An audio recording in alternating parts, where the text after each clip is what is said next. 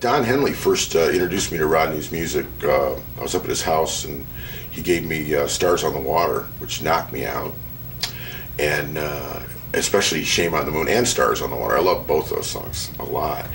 And so we went and recorded it, and I knew I was onto something when I took it to my sax player's house, and his wife said, yeah. His wife was just knocked out by Shame on the Moon, and it was, at the time, was our biggest single. Rodney Crowell record, Houston Kid. Will it be a hit or a miss? Now you know. Remember, you saw it here first.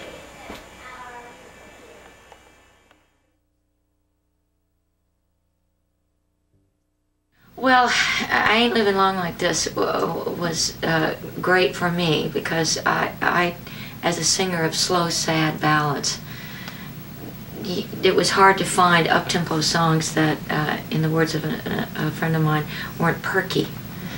Because that's one thing I always try to stay away from, is perky. And I loved just the sort of dangerous rock element that was in Ain't Living Long. Of course, Rodney shared with me the experience that he actually got the inspiration for the song when his dog Banjo was impounded by the Hermosa Beach animal control people because he was hanging out with the female dogs down at the donut shop, I think. Because basically for a short, beautiful period of time, I had Rodney as a songwriter all to myself. He was like this. It was like when I was a kid, they used to have these Easter egg hunts, and there was the gold egg, you know. And I always wanted to find the golden egg, and I never did until I found Rodney's songs. We love Rodney Crowell. Sounds kind of like corral, a horse corral. Rodney sounds kind of like Hot Rodney. Rodney Crowell. Rodney Crowell, producer. Rodney Crowell, musician. Rodney Crowell, songwriter. Ooh, writer of songs. Rodney Crowell, filmmaker. Rodney Crowell. Rodney Crowell. Rodney Crowell. Friend. We're here in Guy Clark's workshop. Guitar shop, Luthier's Heaven. Luthier's Heaven. I would imagine most folks out there wouldn't know that Guy is a luthier and builds beautiful flamenco guitars. Handmade from the get-go.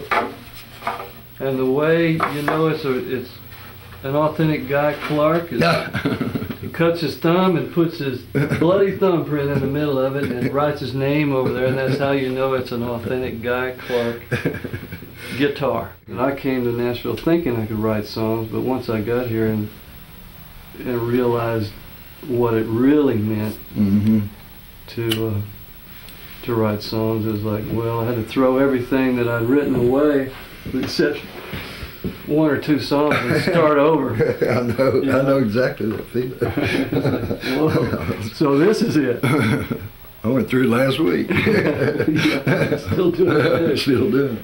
Remember the night Richard Dawson got so mad at the audience for not listening to it, and he like, took his hat off and walked off stage and walked up this table of people and started slapping them with his hat.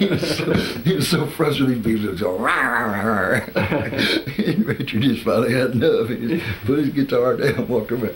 Shut up!